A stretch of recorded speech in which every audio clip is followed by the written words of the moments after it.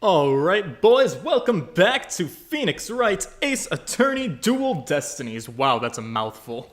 In the last one, we learned that we have a new lawyer working under our thumb. Her name is Athena Sykes, and she is a psychologist. Which is fine, it's a respectable science. Humans are pretty bad test subjects, so it's hard to extrapolate a lot of conclusions from their research, but they try their darndest nonetheless. Anyways, she took over the case for Apollo, who's having a really rough go of it. He had a building collapse on him, and then he hurt his little wrists, and he hurt his little eye, and then he got clonked in the back of the head with a rock, so hopefully he's okay. And we're trying to get our longtime childhood friend, Juniper Woods, found not guilty of being the bomber.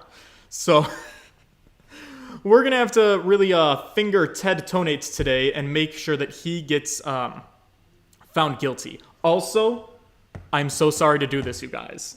I have to turn up I have to turn up my AC. I forget every single time right before stream, and I'm overheating a little bit. So I'll be really fast about it, I promise. But I want to not, die. Someday, somebody's going to teach me how to use my thermostat. The other thing that I do have to do is I for sure have to email the property manager of the building where I stay at, because we have a big problem with people using our dumpster incorrectly. And here's the issue. When you use a dumpster, I'm sorry, we're going to do one rant, then we're going to play the game. This is how I do things here. If you can't deal, please don't hold it against me. Also, is my camera in sync? I guess it is. All right, so in a dumpster, you throw trash inside of it, and then you shut the door. That is the rules. That is how you keep the dumpster a safe space.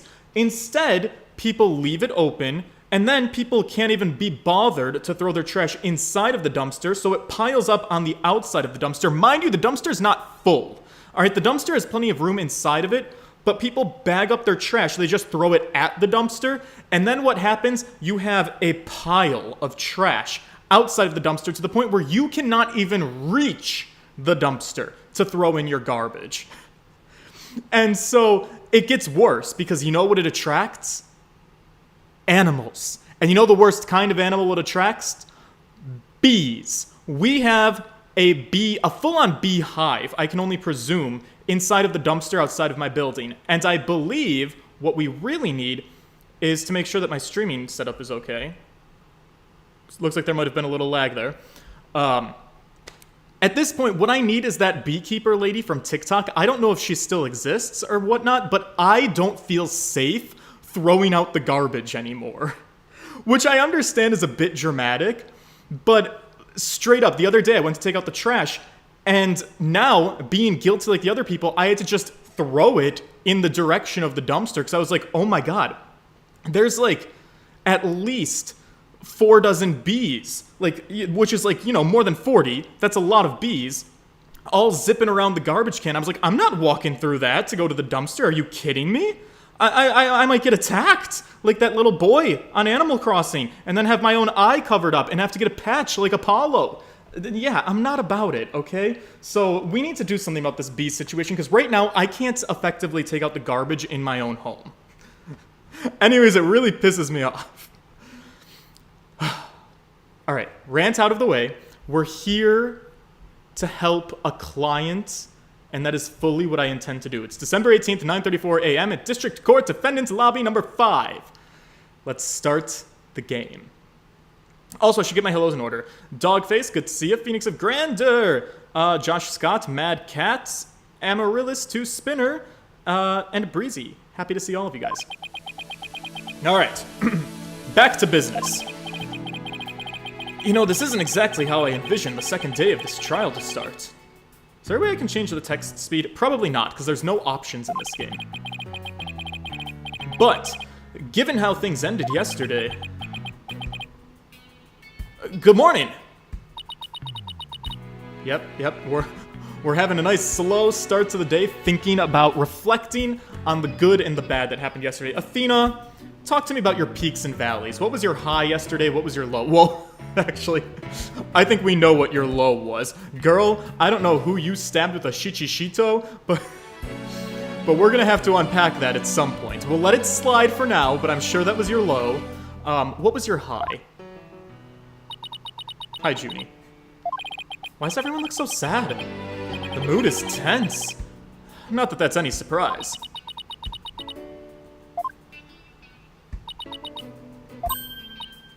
Oh, hey! Did you read the paper this morning, boss? Huh? The paper? That came out of left field a little bit. You didn't read it? Then you don't know the big news. Somebody spotted an abominable snowman way up in the mountains. Hey, sweetheart, do you know the difference between a paper and a tabloid? It might show up in the forest where you live, Junie. So, you'd better watch out, okay? Thanks, Thena, but I actually live in a pretty warm climate. I don't think an abominable snowman would, thrive there, you dumb cunt. I mean, my BFF from school. Right. Sorry.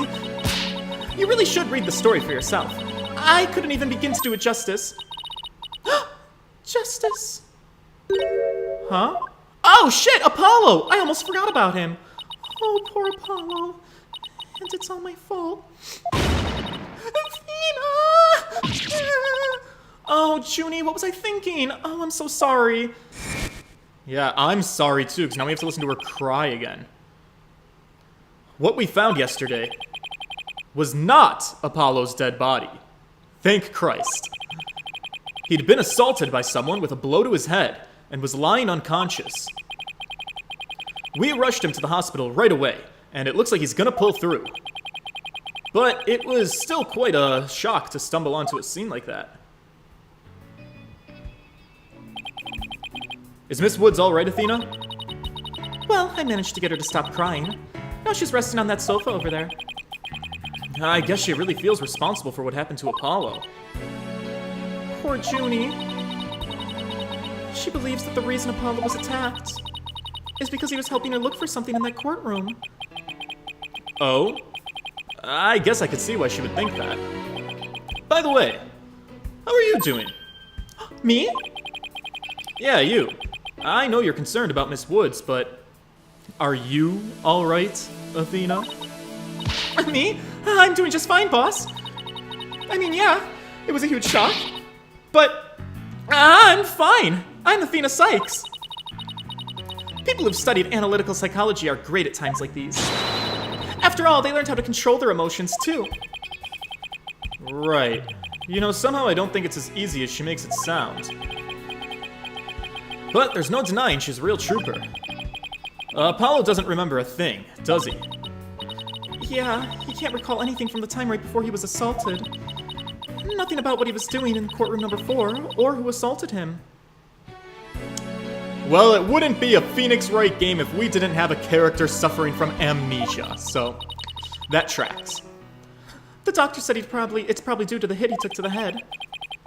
Assaulted in a court of law, and losing your memory at that. You know, I know how that feels. This one time at band camp, nope, it was in a court of law, actually. I got struck on my noggin by a fire extinguisher. Boss, that's great, but, we gotta move on, alright? Who in the world would do such a thing, Mr. Wright? Just wait till I get my hands on the coward who hurt our Apollo. Alright, now Athena, listen, men are not property to be owned. He is not our Apollo. He is his own unique individual. Also, I thought you said you were in control of your emotions. Well, why don't we focus on helping Miss Woods, okay? Though I do admit, I am just as upset as you are, because Apollo is handsome and he's supposed to be my guy. Okay, boss, you're right. Apollo's assailant can wait until after we clear Junie's name. That's the spirit. Now, let's see. I'd better check the court record one more time before the trial starts. Alright, duly noted, why? We got the bomb that was hidden inside this thing. First of all, this struck me yesterday too, and I'm sure this might come up into play. This creature, this critter, if you will, well, I guess the timing of the evidence is when it matters, because what I was gonna say is, he has his tail present on him. So it's like, how could that be this tail? But I guess if this picture was taken before the bomb exploded, maybe he exploded in the rubble. But we still are convinced that this is the tail to the rhinoceros, not the elephant. We're just gonna have to probably find a way to prove that. And then there's the whole Ted Tonate, who we have to make look guilty as sin. If memory serves, when I have more than 6 pieces of evidence, I should be able to switch pages with the buttons. Earth to Mr. Wright. I'm ready whenever you are. Okay. Alright, let's get ready to rumble. You bet. Again, look at her widget. Yeah, her widget is like a mood ring. It just reflects whatever she's feeling. Like the mood matrix. With everything that happened with Apollo, I didn't have time for a proper investigation. I can't let that stop me, though. I have to get this right, for Miss Wood's sake, and Apollo's, too. I'm Phoenix Wright, and I'm going back to court. I got my old job back. No more playing the piano. We're done fingering keys. We are going to be fingering suspects. Criminals, if you will. December 18th, 9:50 a.m., District Court, courtroom number 5. Oh my god, I love this. Day 2, court is now in session. All rise! Court will now reconvene for the trial of Juniper Woods. The prosecution is ready, Your Honor. Great. The defense is also ready, Your Honor. Now then, I believe I instructed the prosecution to further their investigation. Were you able to locate the remote switch in question? I'm afraid the remote switch is still missing, Your Honor. I must say I am disappointed, Mr. Payne. Not angry, just disappointed. Oof. Words that will cut through you like a knife. I apologize, Your Honor. Aha! Looks like the prosecution is just as unprepared as I am for once. There is a separate matter, however, that I would like to bring up during this trial. A separate matter, you say? And what might that be? I assume you are aware that another incident occurred during yesterday's trial. I'm speaking, of course, of the assault on Mr. Justice in the ruins of courtroom number 4. Right. Uh-oh. Wait, why is he bringing that up? Yes, what a truly harrowing experience it must have been. Poor Mr. Justice. At the time of the attack, Mr. Justice was not alone. He was with the defendant, Miss Juniper Woods. Wait, what? He isn't going where I think he's going with this, is he? The prosecution wishes to indict Miss Woods on the charge of Mr. Justice's assault. Cat got your tongue, Payne? Order in the court. Mr. Payne, the incident under deliberation here is the courtroom bombing. The assault on Mr. Justice has nothing to do with this trial. But I believe there is a connection between this case and Mr. Justice's assault. Please, take a moment to consider these facts. Both events occurred in courtroom number 4. Okay, so? You know how many events have occurred in that courtroom? Listen, I've had a parrot testify in that courtroom before. This is the location in courtroom number 4 where the unconscious Mr. Justice was discovered. As you can see, it's quite close to where Detective Arm's body was found. Okay. Go on. The question is, why did the culprit feel the need to maliciously attack Mr. Justice? Yes, why indeed? What do you believe their motive to be, Mr. Payne? I believe Mr. Justice found something in that courtroom while Miss Woods was with him. Evidence that fingered her as the perpetrator of the bombing. You mean he found some incriminating evidence? Precisely. And so I surmise that the defendants picked up a piece of rubble and hit Mr. Justice on the back of the head in order to silence him. Objection! Yes! Object, Athena. Junie would never do such a thing. She was devastated when we found Apollo hurt like that. Miss Sykes, please control your outbursts. Women in the courtroom. It is the prosecution's belief that by deliberating on Mr. Justice's assault, we'll draw ever closer to the truth of the courtroom bombing itself. Very well. Miss Woods is hereby officially indicted on the charging of assaulting Mr. Justice. Wait, what? Whoa, why are you listening to Mr. Toupee over there? Listen, his whole life is a lie. He doesn't have hair. Although, considering our conversation yesterday. I think Apollo might have figured out something. Huh? I wonder what it was. He told me, I'm gonna look for evidence to clear your name, Juniper. Maybe the two incidents really are related after all. I would like to start by hearing from the defendant herself. Very well. Bailiff, please bring Miss Woods to the witness stand. Hi, Junie. How's it going, girl? I'm sick again. I'm sorry. I can't seem to stop. Oh, jeez. Right. Miss Woods. Guess she's still really upset about Apollo. Miss Woods, you went to the ruins of courtroom number 4 with Mr. Justice, did you not? Yes, I did. Good. If you would then, please testify about what happened to the court.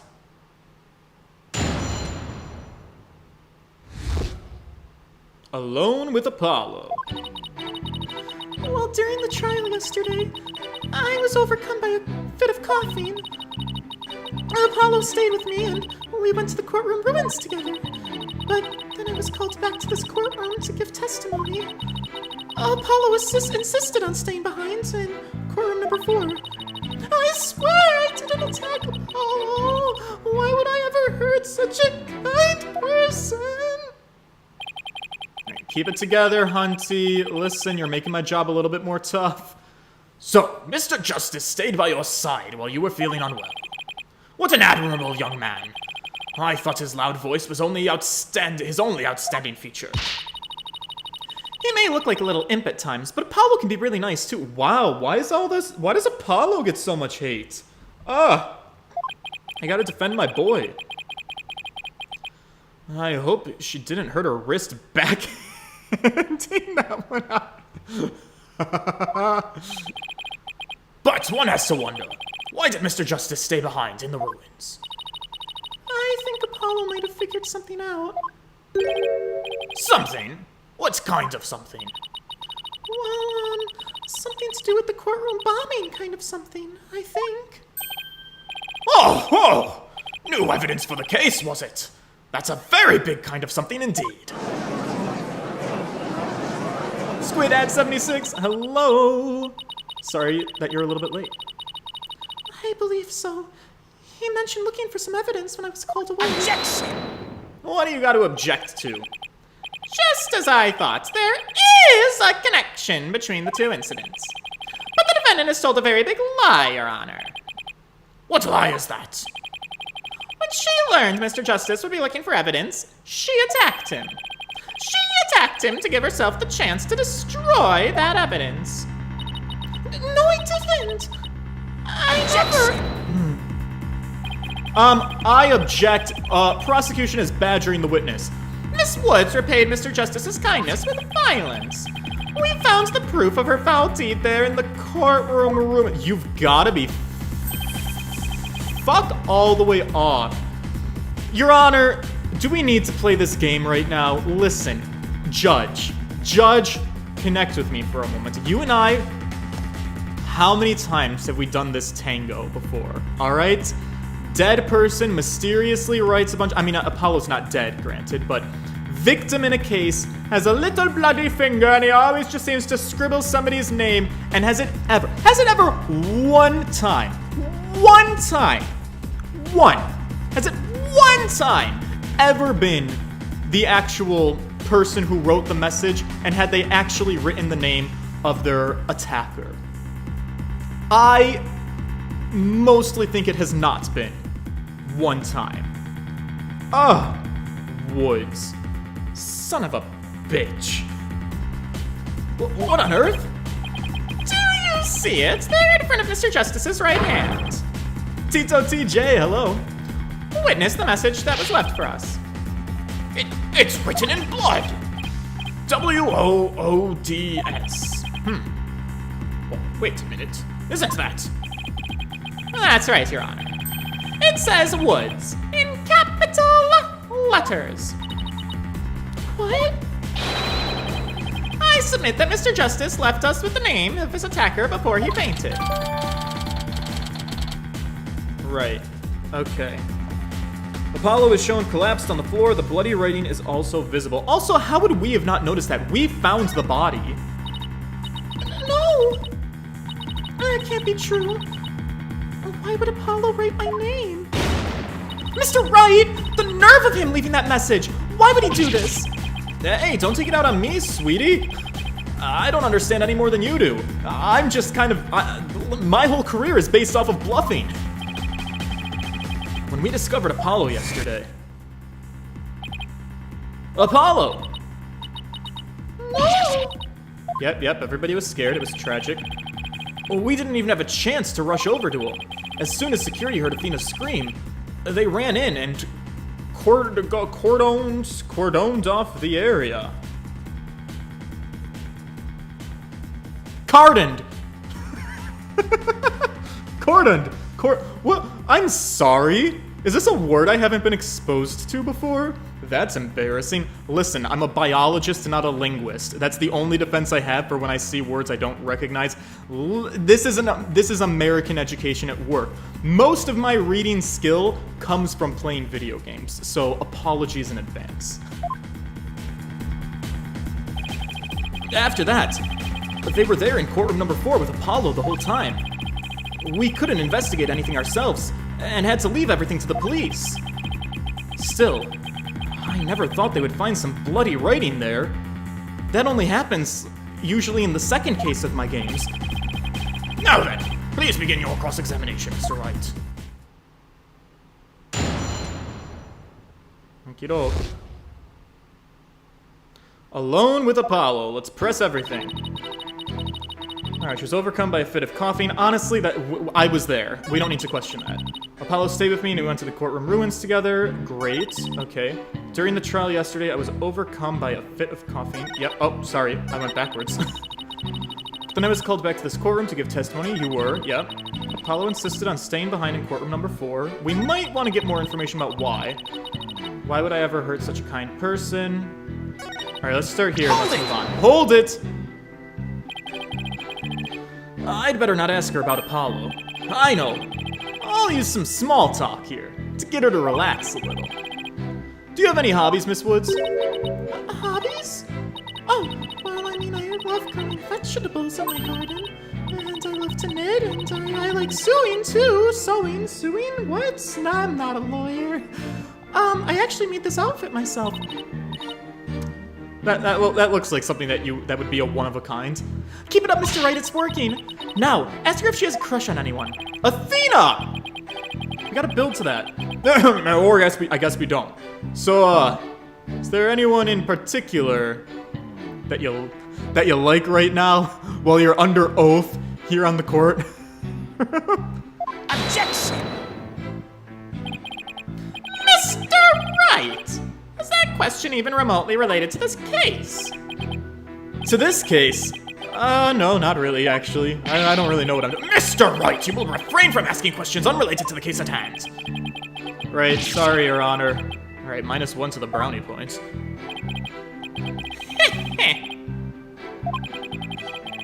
I believe you were telling the court about your attack on Mr. Justice. Thunder Phoenix 256, welcome to the chat. Also, George, how dare you start this game on a night that I was busy? Oh, I'm sorry.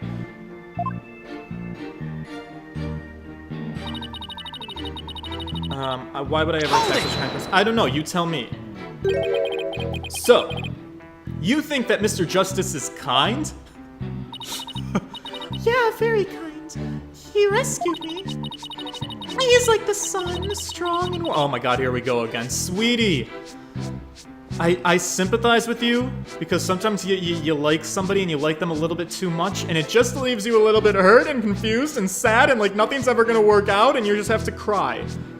But, like, there's a time and place to do that privately in our own homes. Or on the internet with strangers. Not in my courtroom, though! The only adjectives I associate with the sun are sweltering and oppressive. Phoenix. But then Apollo got hurt and it's all my fault. Junie, Apollo's gonna be fine. He's like the sun, right? Well, the sun doesn't just drop out of the sky. I mean, nighttime, but go off. You really think he'll be fine? But the sun does go down at night. God damn it, why am I relating to Payne right now? Alright, fuck, it's time to be a little bit more scientific about this. Actually, the Earth turns its back on the sun. Well, then that means Apollo could... Oh, no! Mr. Payne! I do not think much of men who make young ladies cry. Ow! Look, it's obvious Junie didn't attack Apollo. I mean, that's literally ridiculous. Look at what a weak-ass bitch she is. Look, I agree. This is the girl who literally could not hurt a fly. They must have gone to look for Bumrap Riney together. But why did they need to find it so badly? That they'd go to all of that trouble? I'd better try to find out more.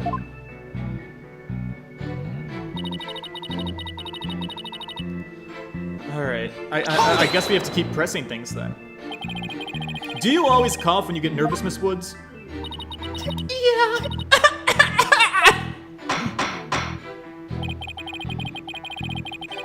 Mr. Wright, please do not make Miss Woods nervous by pressing her so ruthlessly.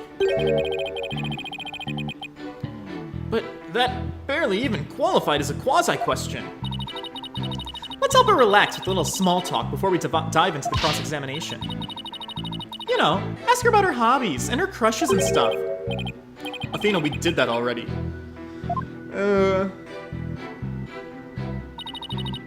Hold it!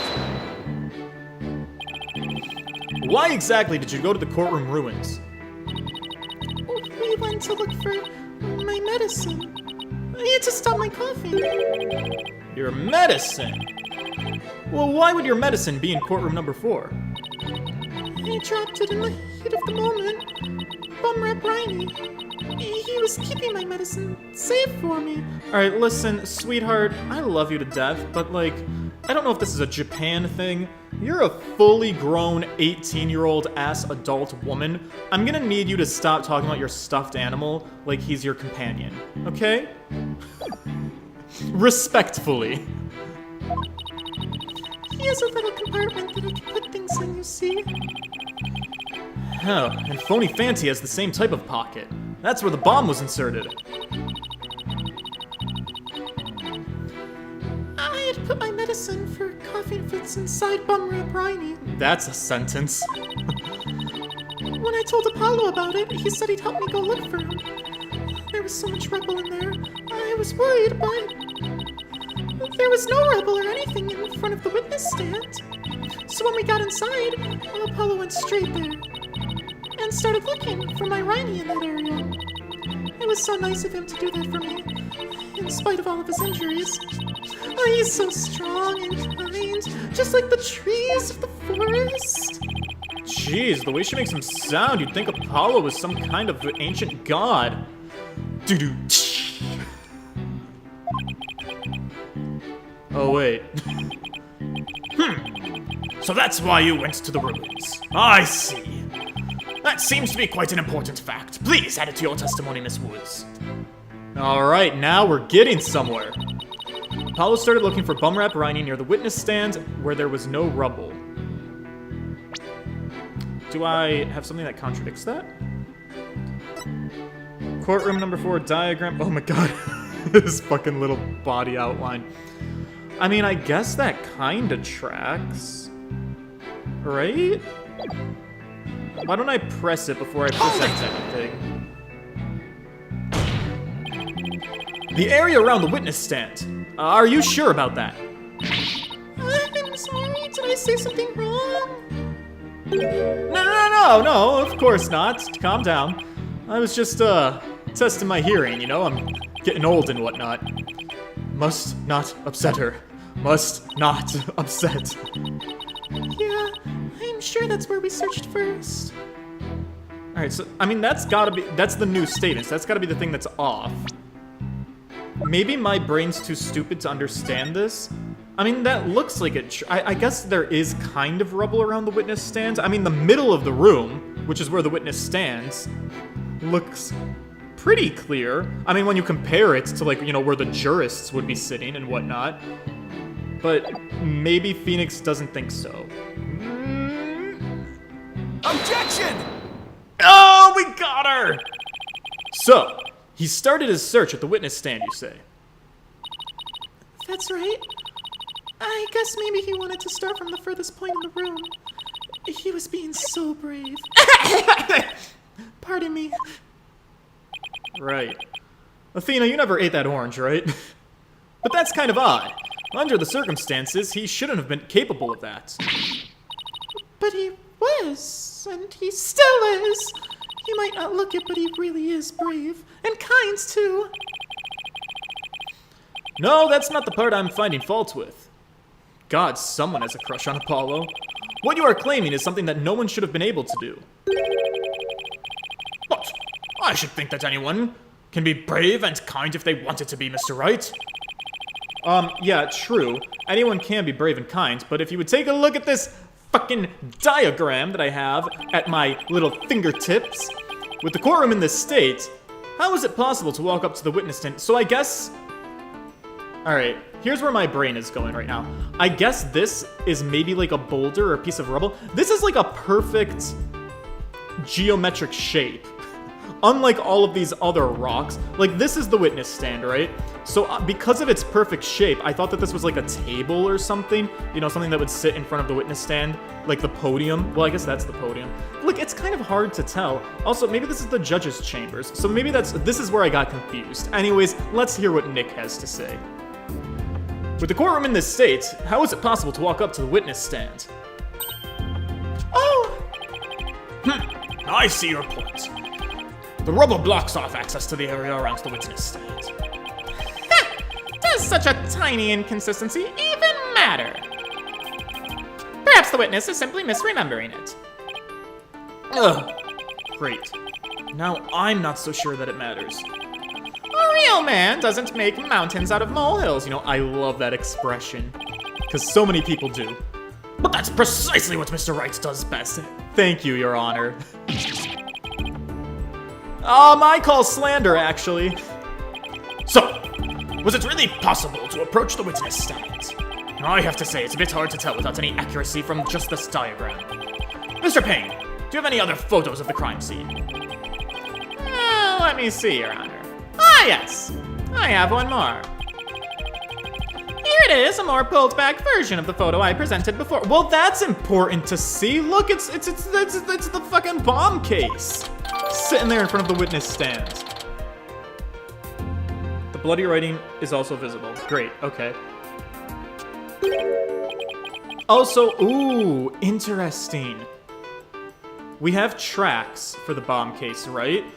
Ooh, this is a really interesting detail. Okay, this is probably gonna come... Listen, Big Boy Brain is on the case. All right, let's take a look at this photograph. Look at this photograph. All right, so what we got? We got track marks. It looks like the track... This was moved before this fell, which is weird. But the more important thing is that this track mark goes over Apollo's bandage, right? So it looks like this case was moved here after Apollo fell, which would corroborate what's-her-face, Juniper's testimony, because this case, if this was moved after Apollo was crushed, I mean, you know, chonked out with a rock, then the witness stand would have been free, I think, maybe.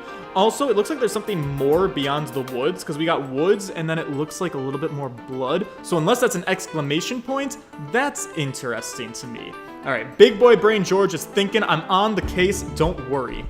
I'm coming for blood today. Payne, you're gonna regret sharing this photo. Mr. Payne, is the metallic object in that photo Mr. Tonate's bomb transport case?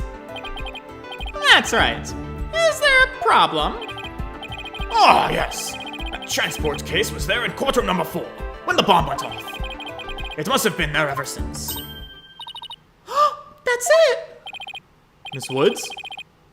Have you remembered something? Yes, I just realized. Its position, it's different from before. I think she's telling the truth, and I have evidence to back up my claims. Its position? The position of what? The position of that big metal thing. The bomb transport case. Yeah, that. When Apollo and I went there, it was in a different place. Where the case is in the photo was open space, so it was easy to search the stand. I see.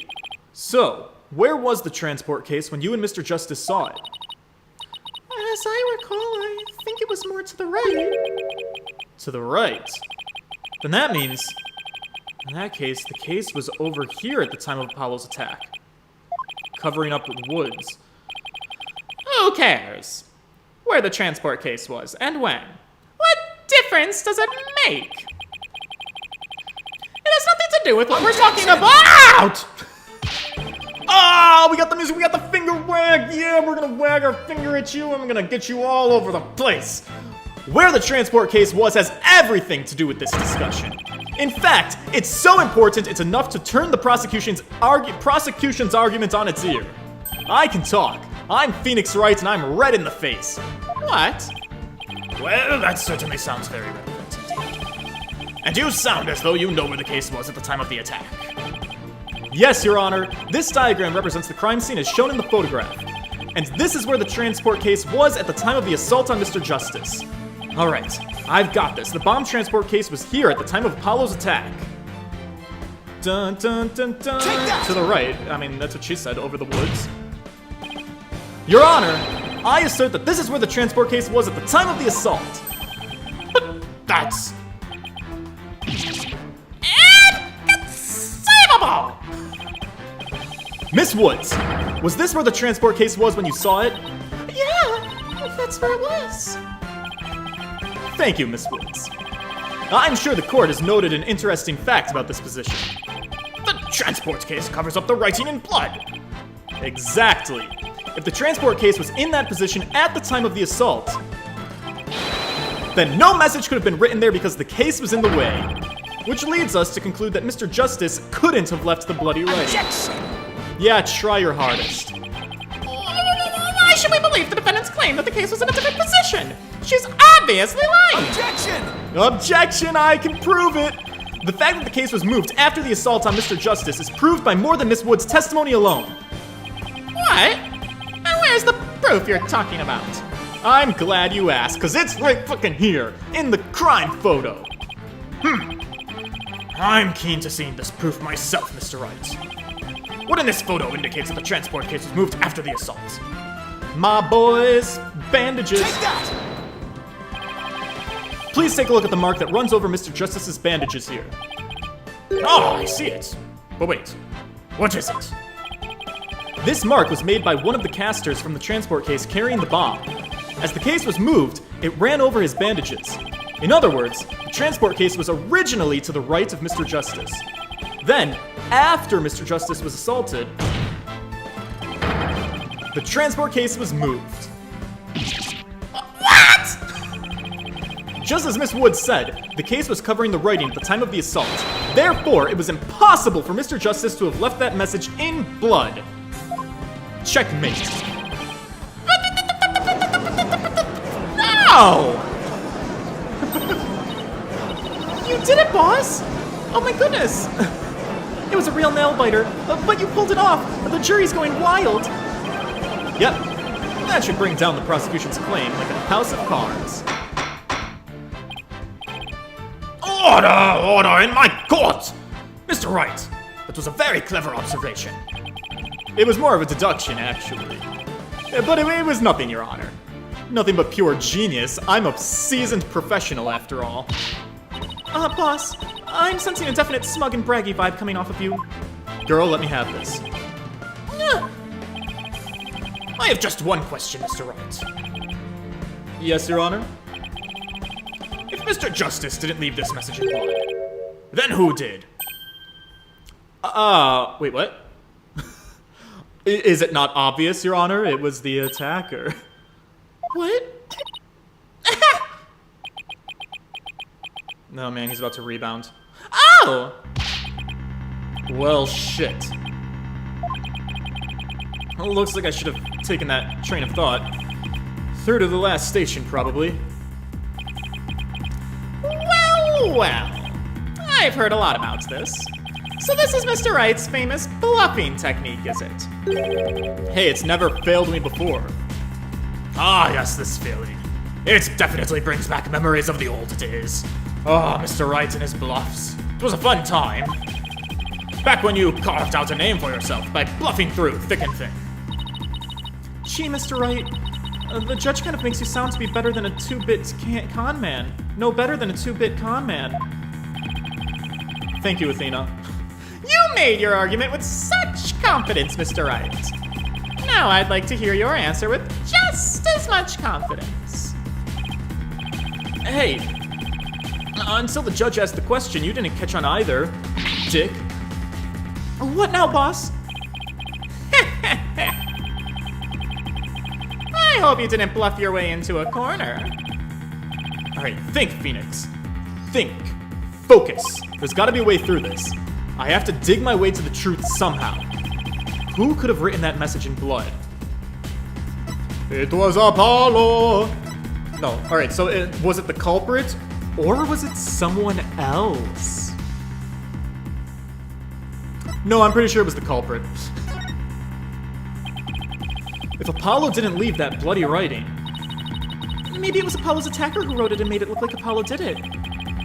I mean, that seems like the most reasonable explanation. But wait a minute. I just realized something, boss. What is it? Look at the amount of blood in the photo. It doesn't look like Apollo bled very much. I wonder if it's even possible to write out what's this much. You know, you're right. Uh-oh, wait, what? I guess it's good that Apollo didn't lose that much blood. That might be a factor in why he survived the assault. And since there was so little blood, that kind of rules out his attacker, doesn't it? Shit. But if it wasn't his attacker, then who else could it have been? Who could have written that message in blood? Well, when bluffing is the name of the game, I mean, we're convinced it's not Apollo or the culprit. Your Honor, it was somebody. If it wasn't Apollo who could have left the bloody message.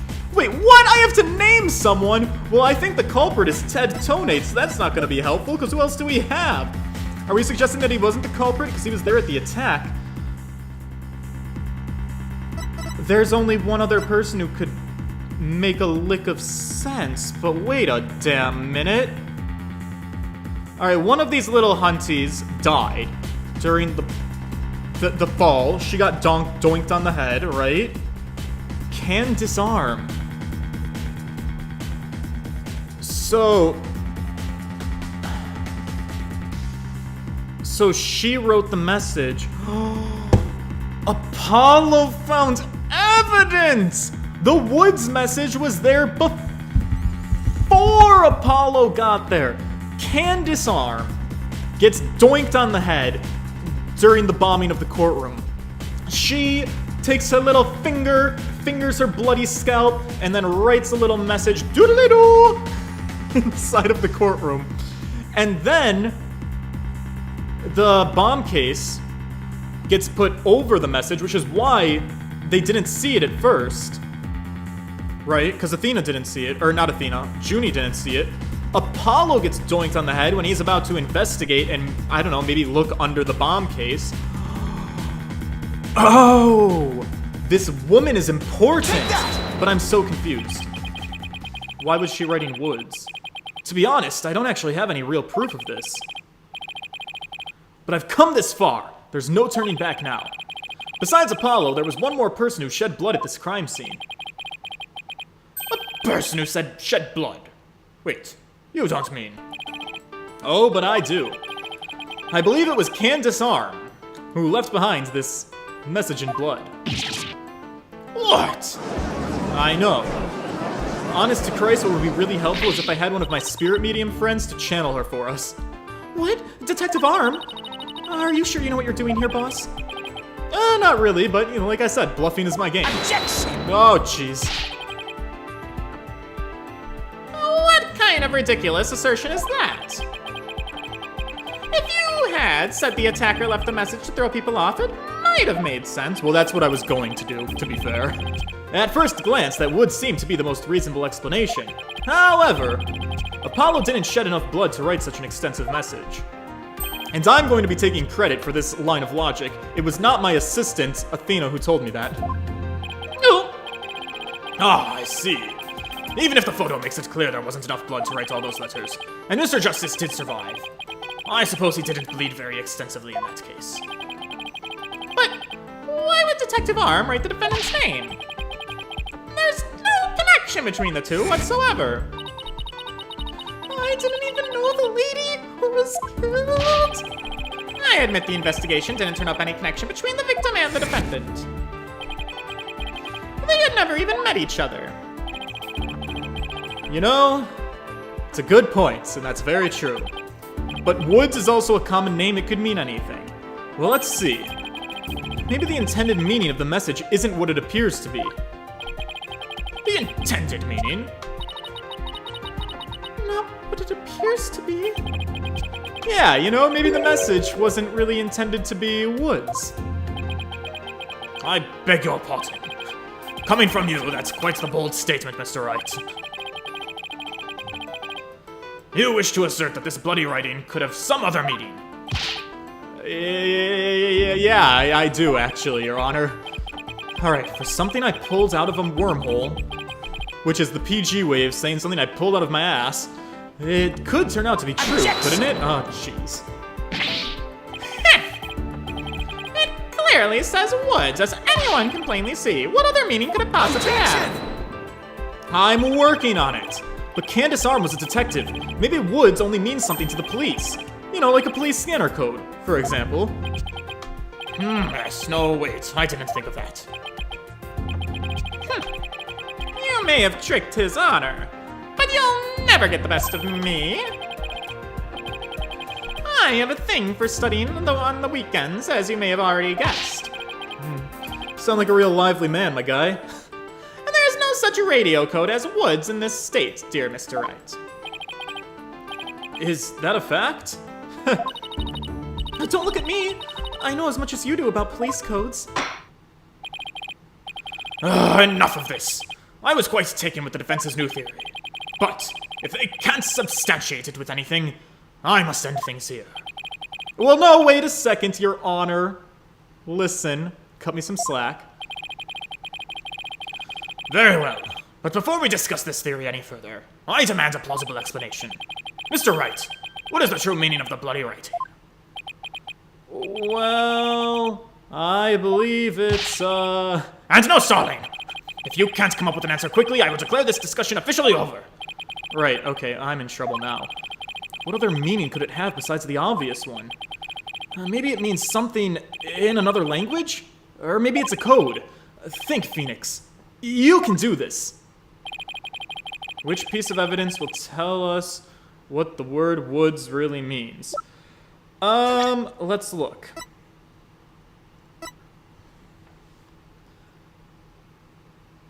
Woods. Woods. Well, no, maybe that doesn't really jive.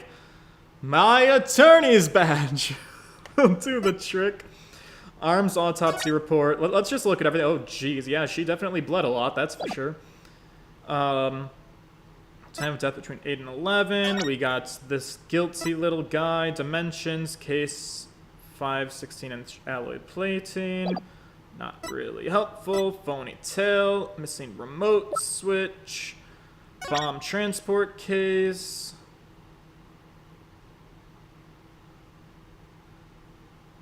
I mean, we don't have a whole lot to work with. This wouldn't be the first time that I've had a radical idea that sounds a little stupid. So bear with me, chat. It could. There's also 2 zeros that kind of look like double O's in the bomb container code, and they keep referencing code. The thing I'm struggling with is I'm not seeing woods in here. I mean, let me look at this again.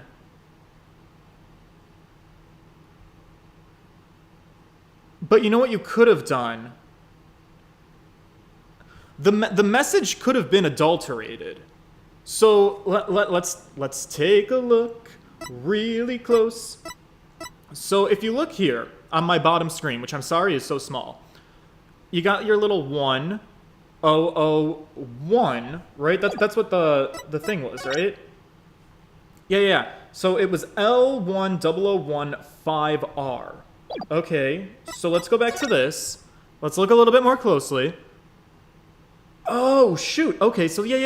If we start with L, there's 1, and it's been like filled in a little bit. L1001 turned into a D, and then instead of an S, maybe that's a 5, which tracks real good for us. And then in this picture, we still have something missing because it's hidden under the rubble, which might be, dare I say it, an R? I got this. Your Honor, Take that! it's the bomb transport case. The bomb transport case. I've just about had it up to here with your shenanigans, Mr. Wright. Well, just take a look at the numbers on this case really quick, because I got something to show you, and I think it's gonna blow your damn mind. Take a look at the numbers on this case, Your Honor. L10015R. Doesn't this look vaguely familiar? L100. What does that have to do with anything? What could those numbers possibly have to do with the case at hand? Now, please take a look at the bloody writing shown in the crime photo. Oh, I think I see it, boss. That a girl, that's 1 on my side. All right, now if I can get the opposition on my side too, then we'd be good. It says woods. Yeah, it is tough. The fact that the L is like crooked, that throws you off, because that looks like a natural W. Or you could say it's a horse of a different color, Your Honor. The first character isn't a W. It's actually an L, and a 1. And the next 2 are zeros. Oh my goodness. The true meaning behind the bloody writing isn't Miss Wood's name. It's the number engraved on this bomb transport case, which I believe, if I'm remembering correctly, was the identification code of who but other than Ted Tonate. What are you talking about? The next part doesn't make any sense. The next number is a 1, but the bloody writing says D. Oh, I'll show you a D. The number on the case and the bloody writing can be made to match up quite easily. This is how the number on the transport case can be made to match the bloody writing. Erase 1 line, erase 2 lines. Read it backwards. It's 2 lines, because you've got to get rid of the W and the D, I think.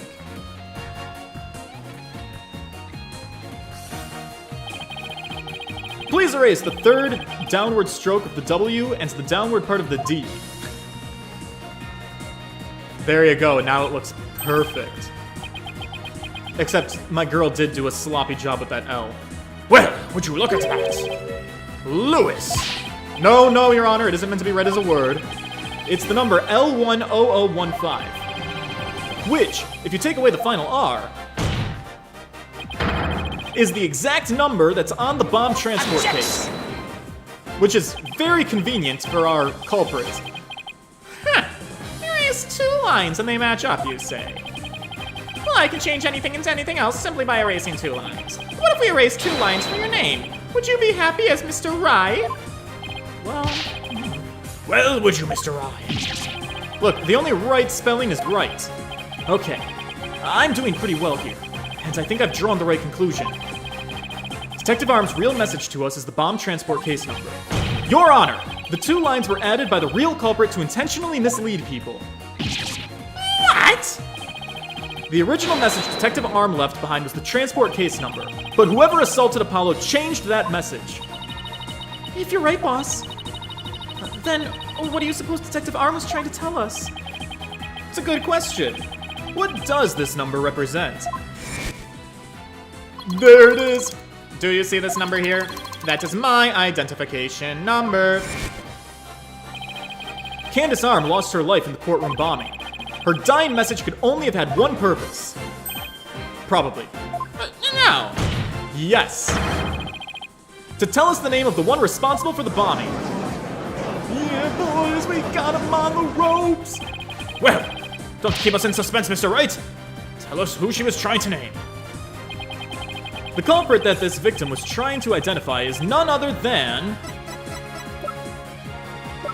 Gasped in pain! No, fine, Ted. Take that! Whatever. The defense wishes to indict Mr. Ted Tonate on the charge of the courtroom bombing. Yeah, I do. I absolutely do. Ted Tonate! Apparently, disabling bombs is Mr. Tonate's only specialty. Somehow, the victim must have realized that he was the bomber.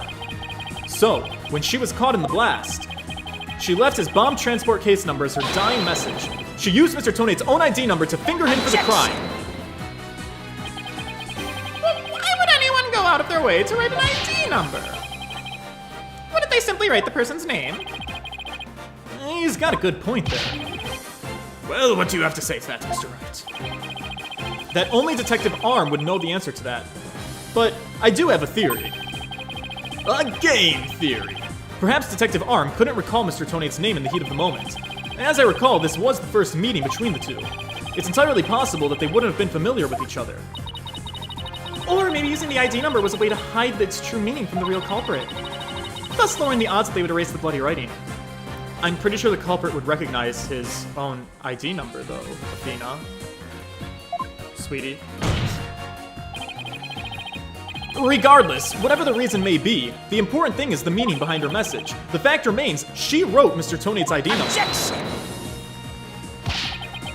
Now, just a moment here. There hasn't been any proof yet that it was indeed Detective Arm who wrote it. The bloody writing wasn't found during the investigation after the blast. If Detective Arm had left the message, it should have been found at that time. It was covered. Haven't you been paying any attention? Naturally, Mr. Tonate hid it before anyone could discover it. And there's a simple explanation for how he was able to do so. What? Mr. Tonate was able to cover the message up because he's... stickler for details. The first to find the body, wearing those weird goggles. He was the first to find the body. For sure. The first person to discover the bloody writing was Mr. Tonate himself. I was the first one on the scene after the explosion. I went there to ensure safety, but I ended up discovering a dead body.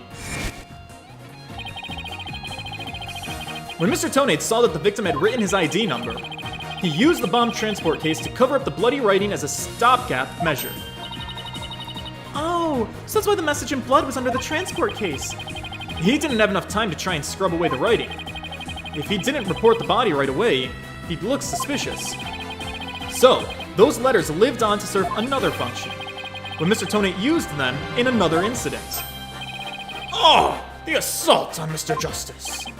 Exactly.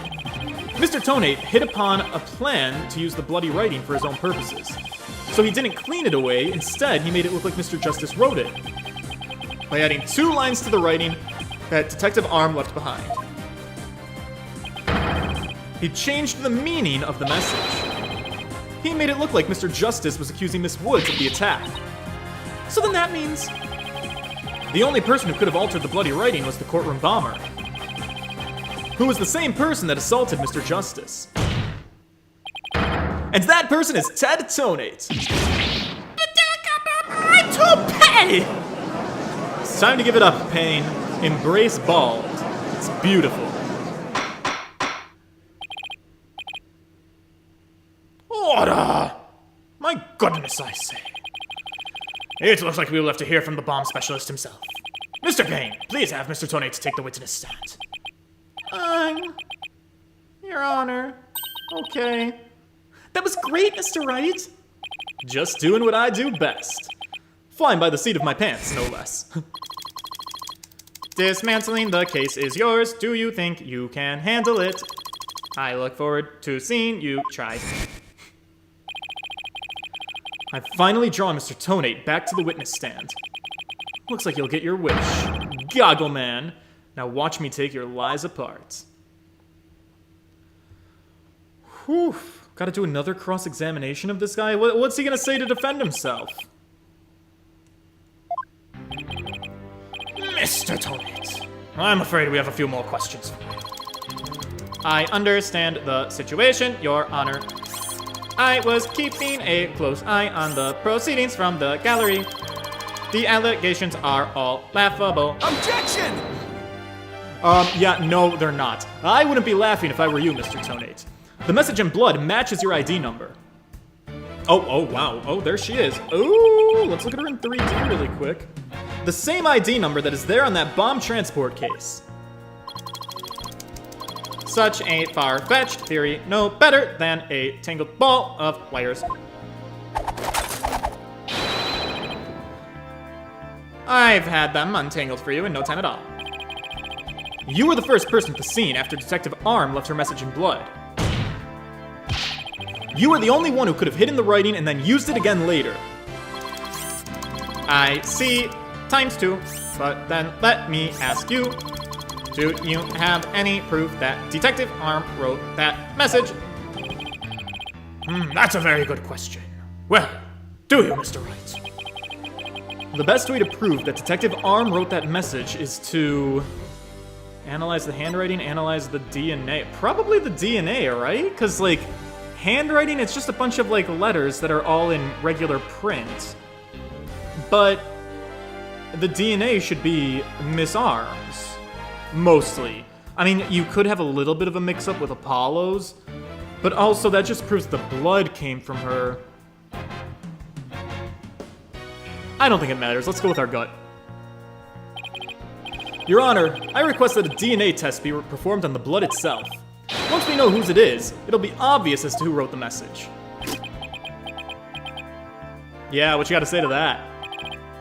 Very well. Bailiff, please put in a request for a DNA test with the forensics team.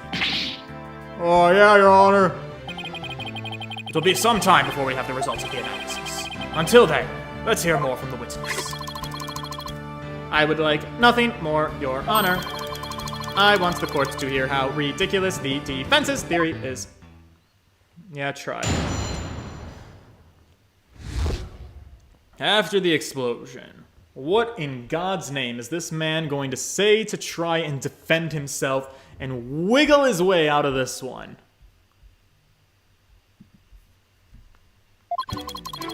Are we gonna see Emma again? I hope so, but obviously, chat, no spoilers. I mean, she was the detective in the last game, so I don't know if we're getting Dick Gumshoe back as the detective. Probably not, because I think he's retired, so I don't know if Emma's gonna still be the detective. I don't know if she's graduated to forensic scientist. We will find out on our own time. I have my hopes high, though. I admit I was the first one on the scene after the explosion, but there was no bloody writing there at the time. Anyway, there is no way Detective Arm could have written it. She struck her head on rubble and died near the courtroom entrance. She was too far away from where the bloody message was found. So, you're saying that the victim's body was nowhere near where the writing was? Precisely, it is as plain as day that she could not have written it. I mean, you could have moved the body. It's true, the body was discovered near the entrance to the courtroom. Please, have a look at the crime scene photo. As you can see, there is blood on the rubble near the victim's body. She must have died after hitting her head there.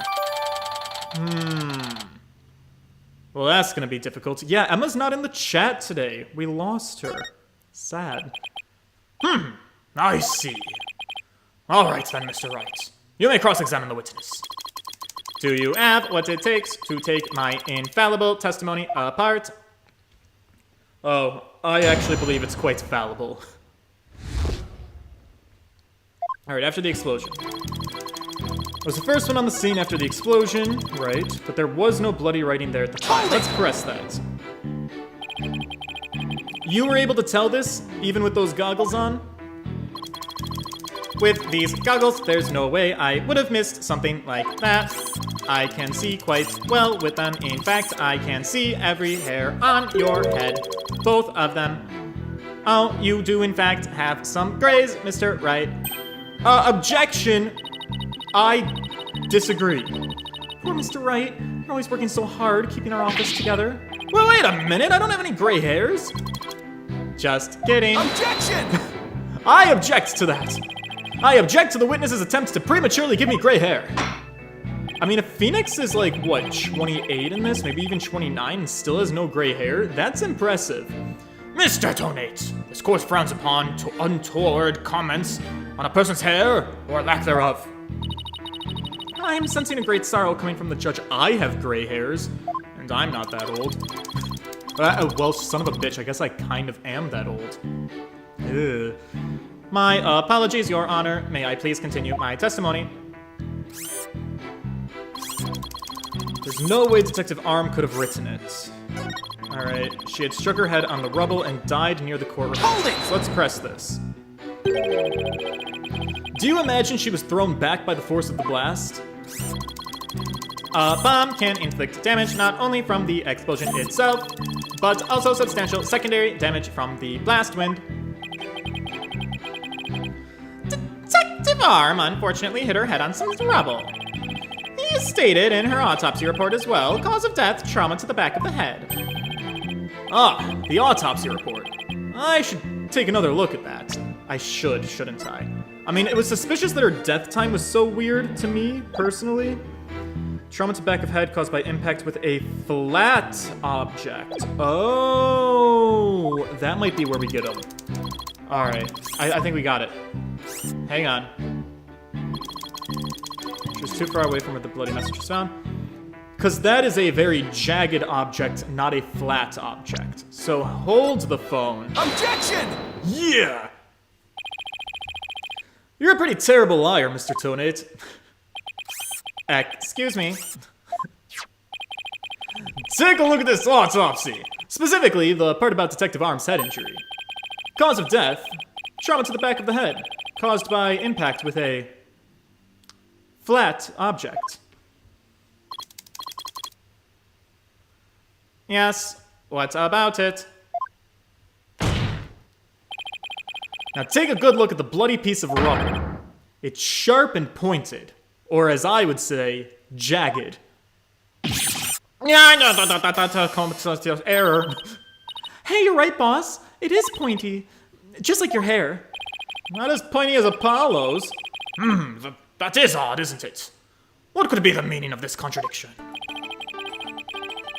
I believe it means the victim did not hit her head on this piece of rubble. The blood stain you see here is just another fabrication. Its purpose is to mislead us into thinking the victim died near the courtroom entrance. Get him. Are you claiming the culprit moved the victim's body? That's exactly what I'm claiming. The victim hit her head in some other location, most likely on the floor, or some other flat surface. And this location was somewhere near where the bloody writing was found. In that case, she definitely could have written the message. Your Honor, I have the results of the bloodstain analysis. Ah, very good timing. Let's take a look.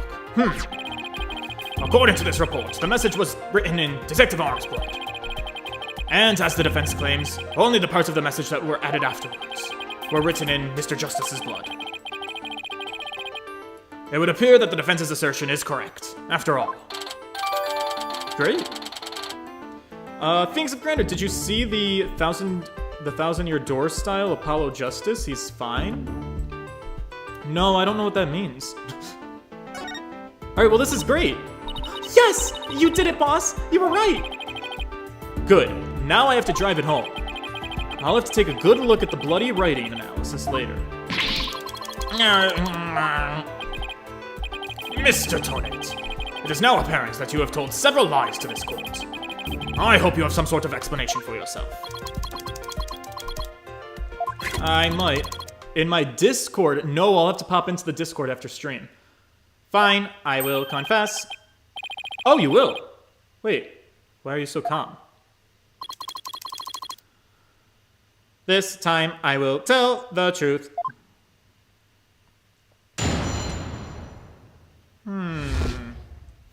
The truth, eh? It is true that Detective Arm wrote my ID number. She very plainly wrote L10015R. I was shocked, but I did not detonate bomb. Detective Arm must have mistaken me for real bomber. Not wanting to be accused, I moved body and covered writing. My bad. It's the my bad for me. I see. So it is your assertion that you merely moved the body. Objection, tampering with a crime scene. That is correct. I did not kill Detective Arm. Oh, well, if that's all you did, then, well, I suppose that's, Wait a minute! That in and of itself is a criminal act. Glad to see you. Finally crossed that finish line, Your Honor. Welcome to the club. Very well, then. Your cross-examination, please, Mr. Wright. Yeah, I was just getting to that part. Oh, all right, Mr. Tonate. Let's make sure we can clean this up nicely for you. It's true that Detective Arm wrote my ID number, okay. She very plainly wrote this, and I'm shocked. Let's press that. L10015R. And it was written after the bomb went off in the courtroom? Got him. Oh my god, got him so good, so hard. Big boy George, no, big brain George is here. Where's my photograph? So, it's funny, because I was like, not this one. Wait, this one. So, I was thinking this, and I was gonna say it too, like, so now that he's saying it, I'm fully confident. At first, I thought it might have been like a glitch, but this game's too smart for glitches. The fact that the R was clearly taken out of the floor by the destruction of the bomb, you're like, oh, that's weird, because if she wrote this message when she died during the bomb blast, wouldn't the floor have already been gone? She wrote this message before the bomb went off. Well, let's see what he has to say to this question. Correct. I didn't know why she would write it, so that sent me into a panic. Sounds like you were in quite a tizzy. If I were in his shoes, I guess it would have psyched me out too. I can't imagine coming across the message "Sykes" written in blood. If I saw "gasped in pain" written in blood, I'd certainly gasp. Rest assured, Mr. Tonate, I understand how you must have felt. And so you discovered your ID number written in blood at the scene. And that is right. I saw it with my own eyes. It very clearly said L10015R. Yeah, can we make sure that that's written very clearly in your testimony? She very plainly wrote this. All right, I object. I feel good about this. Objection! Objection! I just want to make doubly sure that L10015R is really what you saw written in blood. Yes, it very clearly said L10015R.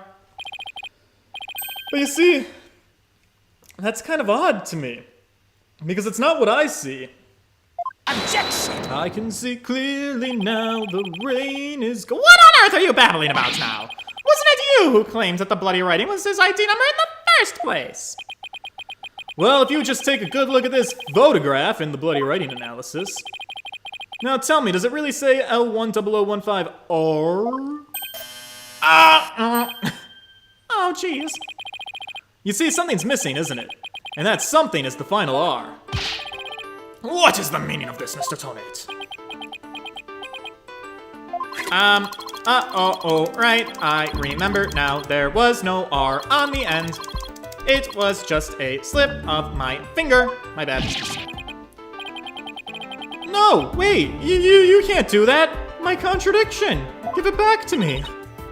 Mr. Wright, I'm not so sure it was just a simple slip of the finger. Do you got something for me, Athena? I sense that he's extremely agitated, almost panicked.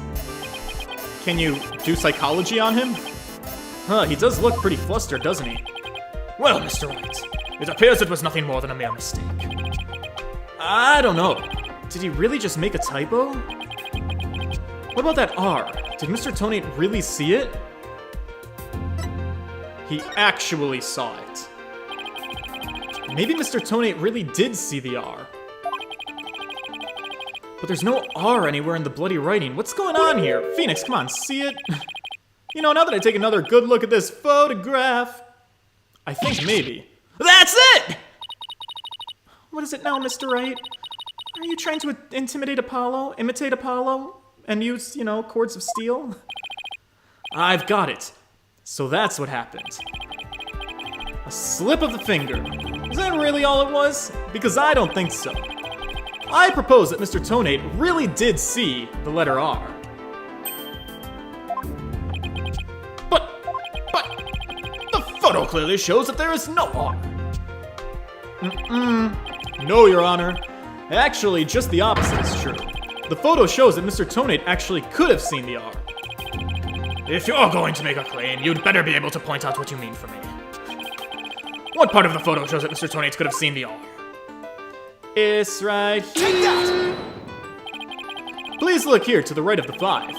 Do you see a little bit of red? Oh, I see it! Just on the edge of where the floor is broken up. Exactly. That's the R that Mr. Tonate saw. It's true that the witness wears some very odd goggles, but that doesn't mean his eyesight is bad, nor his brain power. What part of that little smudge looks like an R to I mean, honestly, the top left looks like the beginning of an R, let's be fair. But also, what Mr. Tonate saw wasn't just a little smudge. There was a whole ass complete R written there. Before the floor was damaged by the explosion. Oh, well, that explains it. Wait, what? Care to explain what you mean? Because you just proposed that everything happened in the exact opposite order. Yep, because that's the way it really went down, boys! The timing of when the R was written turns everything about this case around. Now then, if the floor was damaged by the explosion, when was the message written? Before the explosion.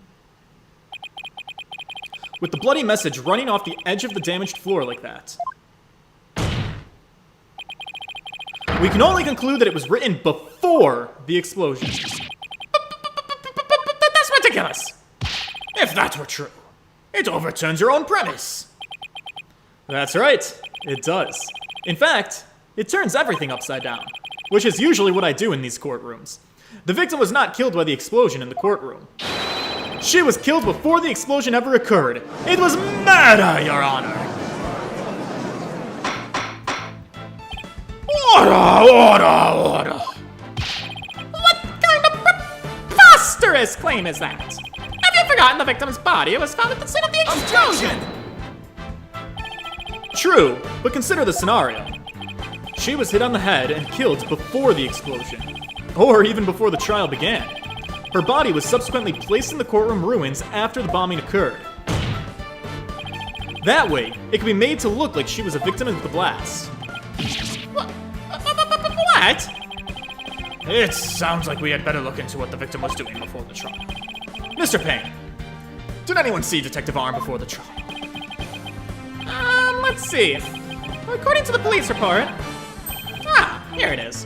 One person saw the victim before the trial. That person was, Tonate.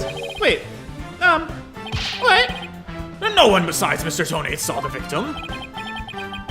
That appears to be the case, Your Honor. Uh-oh.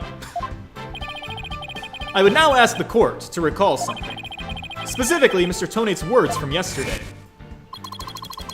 It was when Detective Arm and I were transporting the bomb. Oh, my. Mr. Tonate, yeah, I got my finger wagging at you. Just before the trial, you were with the victim. The two of you were together at the scene of the crime in courtroom number 4. LQRS 3.14159. Your Honor, the defense requests new testimony from Mr. Tonate. Again, we wish to hear what he has to say about the whereabouts from just before the trial. Mr. Tonate, your testimony, please. My testimony, there is no need for whale that are. He's completely unnerved, Mr. Wright. You must have hit the nail on the head. Because OPT, all I did is transport the bomb to the courtroom. I already told you, Ra'o Justice Warrior. Yarg. Blast this thing. I was the one in the courtroom when with the victim because of our mark. I swear I was only transporting the bomb there. Objection! You and the victim were alone together at the scene of the crime. In other words, you certainly had the opportunity to commit the murder, did you not? Objection! Tisk, tisk. Do you always leave yourself so open to attacks, Mr. Wright? I beg your pardon, Payne? Yes, Mr. Tonate may have had the opportunity to kill Detective Arm, but an important piece of your assertion is missing. What important piece of my assertion is missing? The murder weapon. What do you claim was used to kill the victim? Mr. Payne has a point. Even if Mr. Tonate had the chance, without a weapon, we can't accuse him of the crime. Well, Mr. Tonate? Oh, yes. That's right.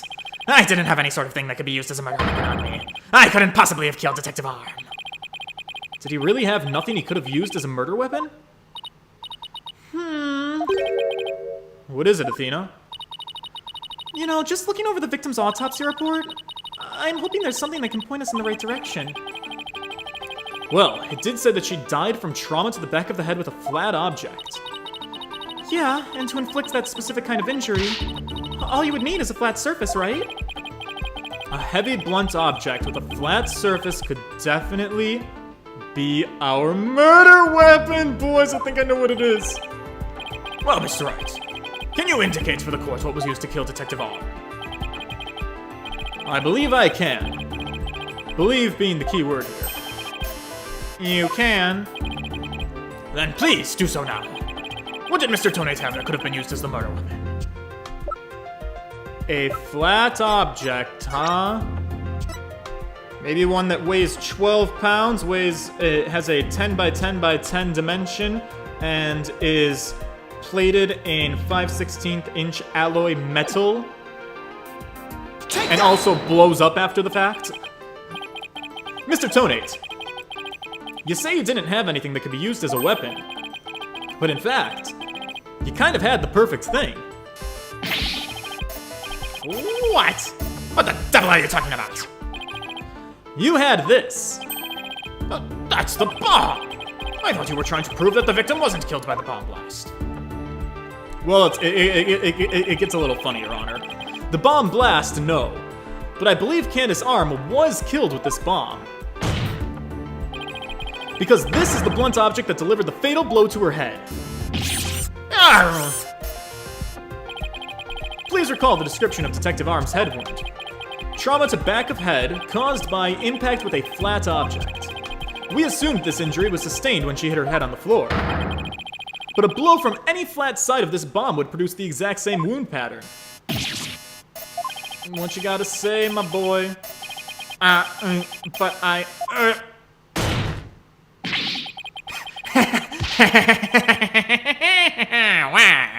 Wow, Luigi.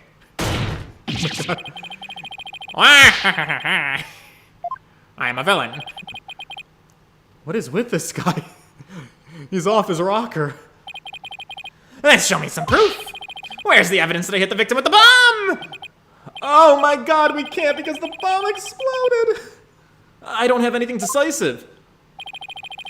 Did you find any of the victim's blood on the bomb? That would be decisive proof. But too bad! The bomb was blown to bits! It's long gone. Boom! Game over. Heh. This always happens to me. Mr. Wright, is there really nothing on the bomb in the photo? Oh, we do have a photo of the bomb. There's a crack. I don't see any blood or anything. Wait! The timer on the display is a little broken. Maybe it broke when it made contact with Detective Arm's head. That's gruesome. I mean, it's definitely a distinct possibility, but unless we find a fragment with the victim's blood on it, it's not gonna count. I guess you're right. By setting off the bomb, Tonate managed to obliterate all traces of the murder weapon. What in the world do I do? At times like this, I've got to change gears and look at things in a different way. Instead of looking for things he wasn't able to hide, I should be looking for a way to expose the things he did hide. I don't follow. Ted Tonate murdered Detective Arm before the trial started, and then he placed her body in the courtroom after the bomb went off. Which means There was something he needed to keep hidden until then. And I think I have just the thing. Time to present the photo that shows exactly what Mr. Tonate had to hide. I mean, is it the woods again? We don't have a whole lot of photos. Actually, I guess we kind of do. Apollo's assault photos, that might be it. Bloody writing analysis, that might be it. Proves the blood is the work of the victim Candace Arm. However, the lines that were added later were forced to be written in blood by Apollo Justice.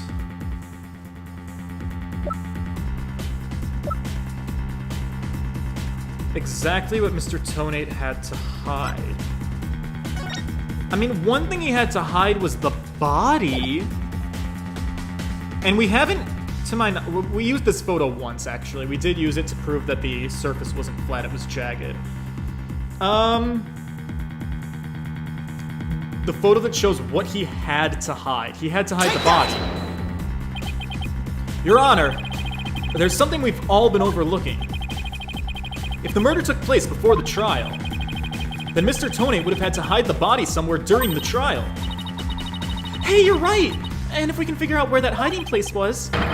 Exactly. We might be able to find some evidence we can pin him down with.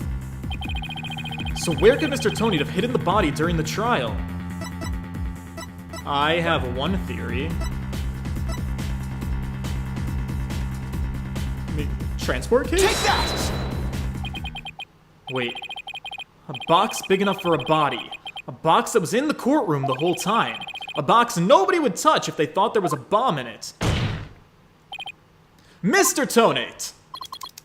What is it? Do you finally have some decisive evidence to show me? Nope. You're the one who's gonna show it to me. Come again? You heard me.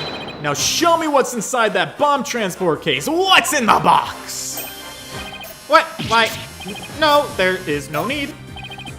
I've got him now. Just before the trial, you killed the victim with a blunt object, and then you placed her body in the ruins of the courtroom after the bomb went off. Clearly, you were trying to make it look like she died in the explosion. But where was the body hidden during the trial? Oh, I hadn't thought of that. Of course you haven't, Your Honor. The answer's right here. Inside a box made of thick alloy plating that can withstand any impact. No, that's completely false. If it's false, then you should have no objections to showing us your transport case. Oh, wow, that's suggestive. So why don't we open it up and take a look inside?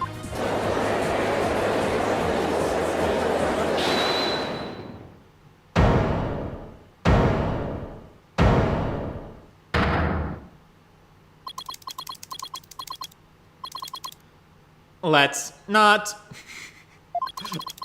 Not if you value your life. Your Honor, objection. I think he just threatened us. What's he up to now? Remain calm and listen carefully. This bomb will detonate in 5 minutes. What? Oh, objection, Your Honor. Throw him out of court. Throw the bomb out of court. What is this nonsense? How many bombs is he allowed to set off? What? Huh? I repeat, this HH-3000 will detonate in 5 minutes. What's going on? Your Honor, I recommend you adjourn this trial before this bomb goes off. Mr. Tonate, are you threatening me? Ha ha ha. I am the only one who can disable this bomb. If you do not want to die, your only option is to listen to me. But, Mr. Tonate, didn't you say that's a training model, a fake to practice on? I did, but I also lied. This is the real deal. It is the HH-3000. But the HH-3000 was used to blow up courtroom number 4, wasn't it? How do you know it was the real HH-3000 that blew up courtroom number 4? I mean, the evidence that the courtroom exploded, for one. Huh? The bomb that blew up the courtroom was a different one.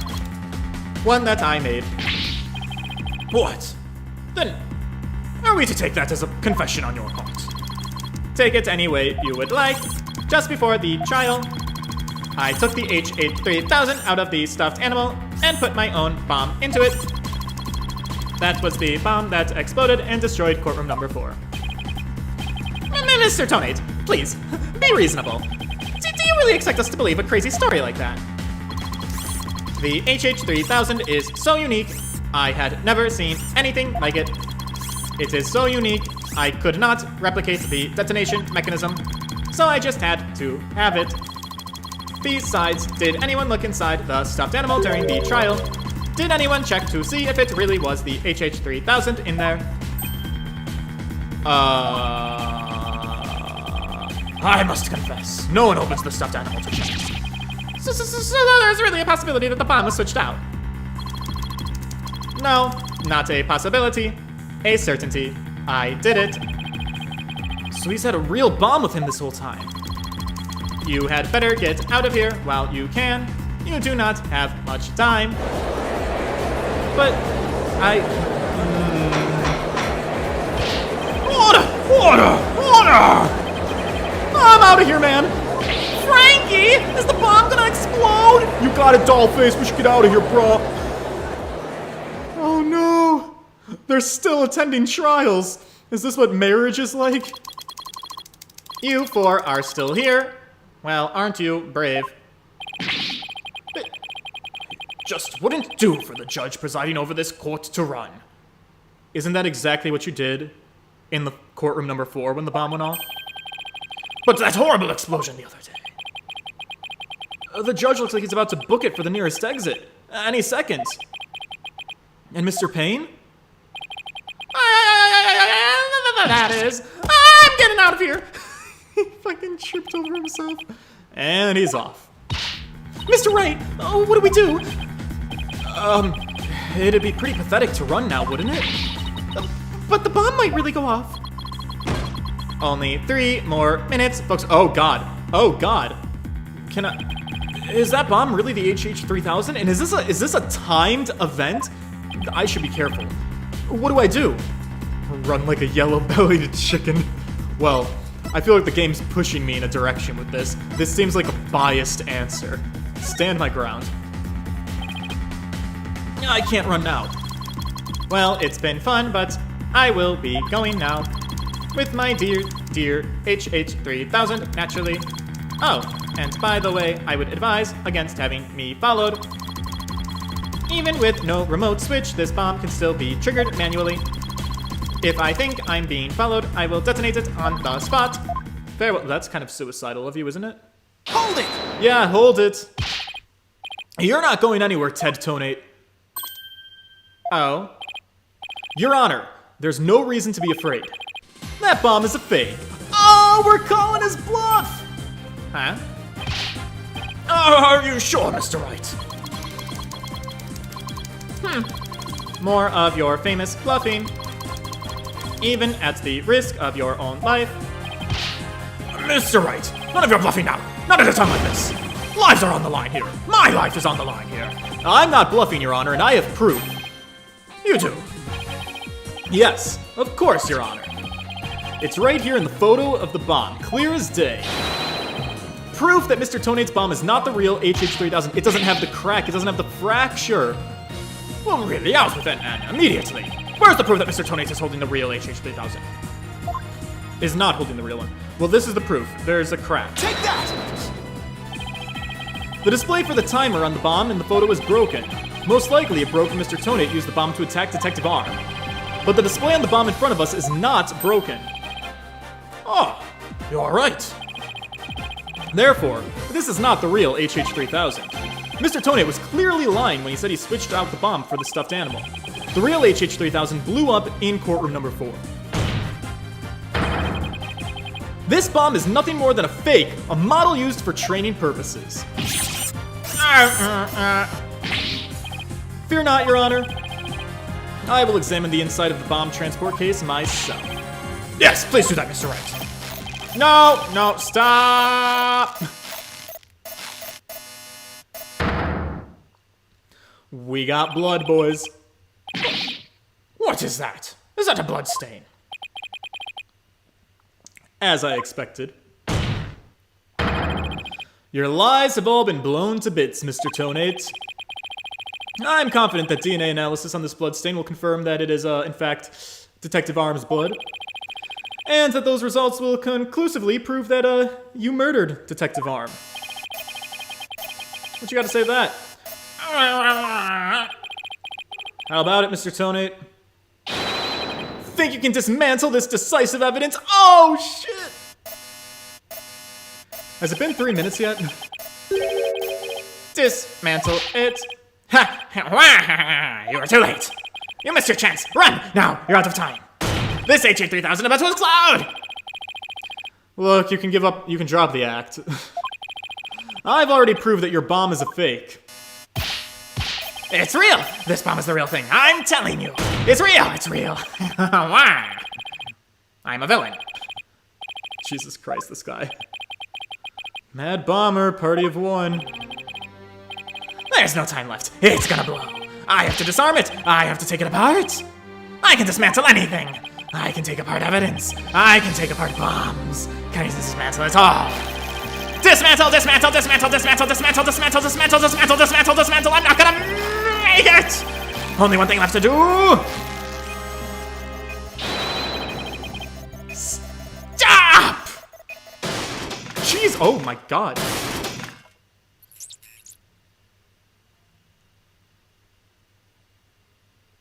Payne is out. You okay, my guy? Made it.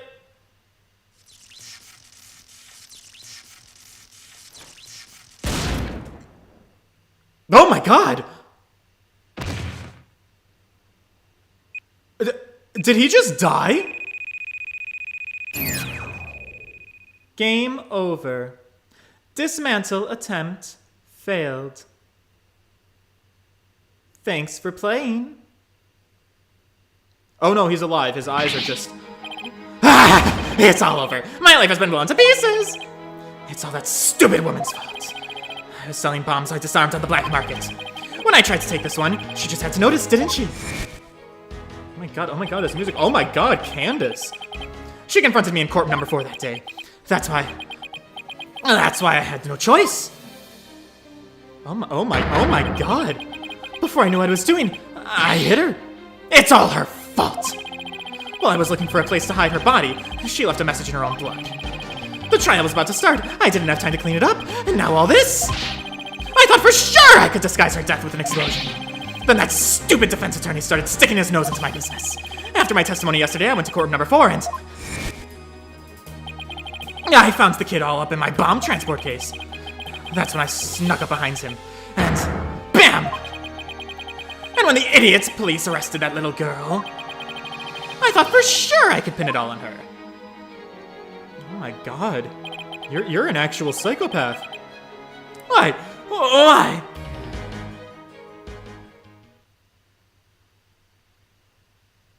Okay. That's fine. You're okay, buddy. Ted Tonate, you are hereby under arrest. On suspicion of the courtroom bombing. And also the assault on Mr. Justice. Your innocence or guilt will be determined at a trial later. Now then, I see that the members of the public have returned to the gallery. One person, however, seems to still be running far away. Be that as it may, I will now announce Miss Juniper Wood's verdict. First victory of Dual Destinies. Juniper Woods, you're going home, sweetie. You're not guilty. Enjoy. Oh, look at how happy we are.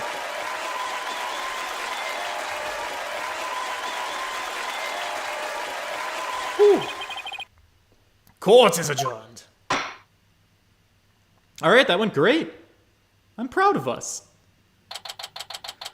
Oh, December 18th, 12:31 p.m., District Court. Defendant lobby.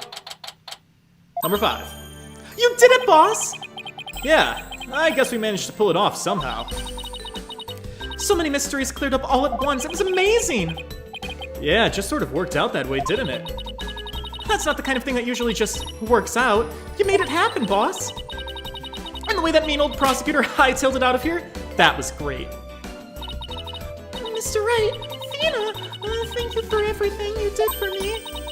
I'm so happy for you, Junie! Now you can go back home to the forest, where you live. In the forest, in peace. I hope the both of you will come and visit me in the forest. The fact that this girl's home is generically the forest. She's from the forest. Yeah, that would be nice. Thank you for the invitation. To the forest. I don't know, Mr. Wright. I'm not so sure you can make it all the way up to Junie's house. How high up do you live again, Junie? Around 3,000 feet, I think. What? It's not a forest, that's a mountain, sweetie. But you know, boss, there's something that still bothers me about the case. Just one little mystery we never really got around to solving. Oh, that, yeah. You know, I was wondering about that too. Is this the unsolved mystery you're thinking of? Uh-oh. Oh, is it the missing remote switch? It was stolen just before the blast, but it's now missing. We never did find it. I think it might... This is the only piece of evidence that, to my knowledge, we never used. I think it might be this. Chat, you can help me out, am I correct? Am I on the right train of thought?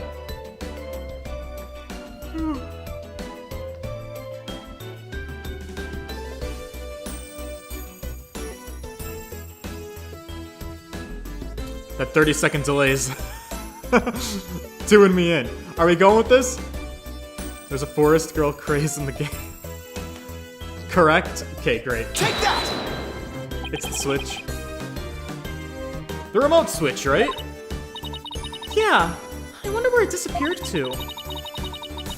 Maybe Mr. Tonate just got rid of it somewhere. Yeah. You know, that is a pretty big thing to leave unsolved, actually, now that I think about it. Well, let's leave it to the police to find. For now, we should be celebrating our not guilty verdict. I guess you're right. Hey, I know, Junie. Should we go report the good news? You know, to that certain someone. That sun god that you're obsessed with? Okay. Huh? Her grandmother? Phoenix. Apollo! Oh yeah, right, him. Well, why don't we all go to the hospital together to see him? It's a great idea. I bet he's bored out of his mind. Okay. My god. And so, the courtroom bombing case came to a close. But the next trial was just over the horizon. There's never a dull moment with so many lawyers in the office. That's for sure. Apollo Justice, Athena Sykes, and me, Phoenix Wright. Between the three of us, there's no case we can't solve. When our powers combine, we're an unstoppable team. At least, that's what I believed. Uh-oh.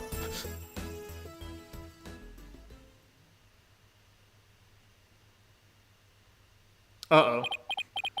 But all of that changed with what Apollo said to us that day.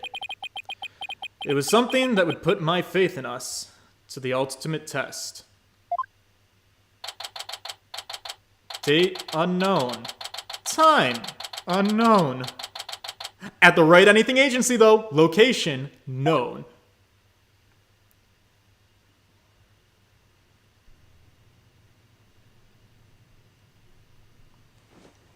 Sorry, but I'll be taking a leave of absence. Wait, what do you mean by a leave? Can you at least give me a reason why? I can only say that this is something I must settle on my own. Trucy! Ah! This is terrible and sad. Wait, he's quitting? But also, Trucy, girl, you're looking great.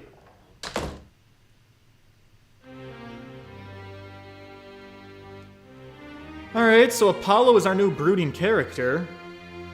Wonder what he's going through. Oh, why, Apollo? Why are you shutting us out?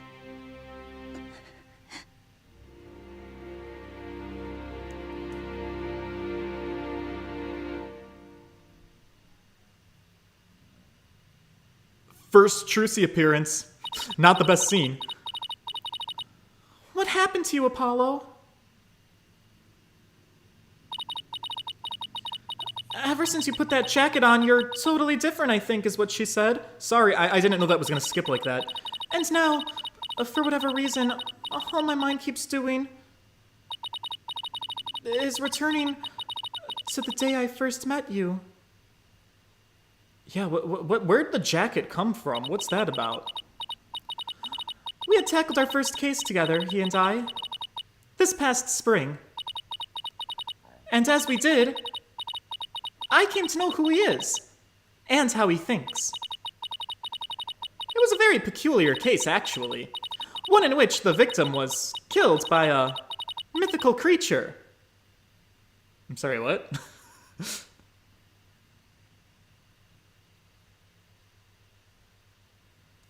And first case closed out. A new episode has been added. The Monstrous Turnabout. Great. Let's save our game. Alright, so we're good. We did a case. We closed it out. Something's wrong with Apollo. And also something's wrong with Athena, but I guess that's buried deeper down within her. So we'll have to figure out what's going on with all of that. I'm sure it's going to unfold. I'm sure that this, like Trials and Tribulations and like Apollo Justice, I'm sure there's going to be some big overarching story that extends across all of the cases that we do. It'll be exciting to start the next one. I hope to see you guys at stream tomorrow, 7 o'clock Eastern Time, for some more Phoenix Wright's Ace Attorney Dual Destinies. There's 2 Destinies, and they exist in a duality. All right, if you guys could leave a like on the stream, the engagement is super helpful. Thank you guys so much for hanging out with me, and I hope that I will see you guys tomorrow. All right? Toodles, boys!